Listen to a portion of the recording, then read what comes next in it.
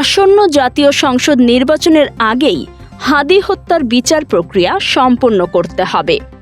অন্যথায় ছাত্র জনতা কঠোর কর্মসূচি ঘোষণা করবে বলে হুঁশিয়ারি দিয়েছেন বৈষম্য বিরোধী ছাত্র আন্দোলনের নেতারা। বুধবার দুপুরে যশোর জেলা বৈষম্য বিরোধী ছাত্র আন্দোলনের আয়োজনে অনুষ্ঠিত মার্চ ফর ইনসাফ কর্মসূচি থেকে এ হুঁশিয়ারি দেওয়া হয়। কর্মসূচিটি শহরের মনিহার এলাকা থেকে শুরু হয়ে গুরুত্বপূর্ণ সড়ক প্রদক্ষিণ করে চাষড়া চেকপোস্টে গিয়ে সমাবেশের মাধ্যমে শেষ হয়। সমাবেশে বক্তারা বলেন, হাদি হত্যাকাণ্ডের সঙ্গে সরাসরি জড়িত ব্যক্তি এবং নেপথ্যের কারিগররা এখনও অধরা।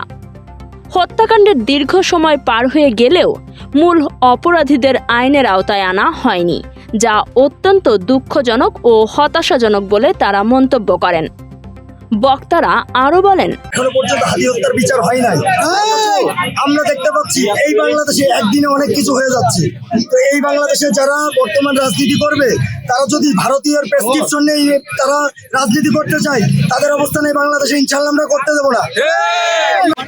দেশ বর্তমানে শুধু নির্বাচন নিয়ে ভাবছে। আমাদের কথা, আমাদের জুলাই যোদ্ধা, আমাদের সহযোদ্ধা আমরা হারাইছি। কিভাবে হারাইছি সারা জাতি জানে।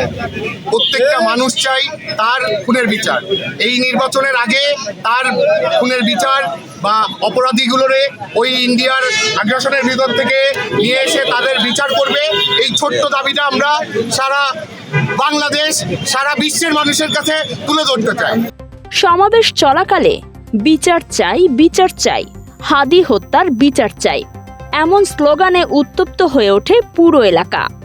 কর্মসূচিতে উপস্থিত ছিলেন বৈষম্য বিরোধী ছাত্র আন্দোলনের আহ্বায়ক শাহেদ মোহাম্মদ রিজভী, সদস্য সচিব BM আকাশ, মুখপাত্র সাইদ শান, যুগ্ম আহ্বায়ক SK সুজন সহ সংগঠনের অন্যান্য নেতৃবৃন্দ।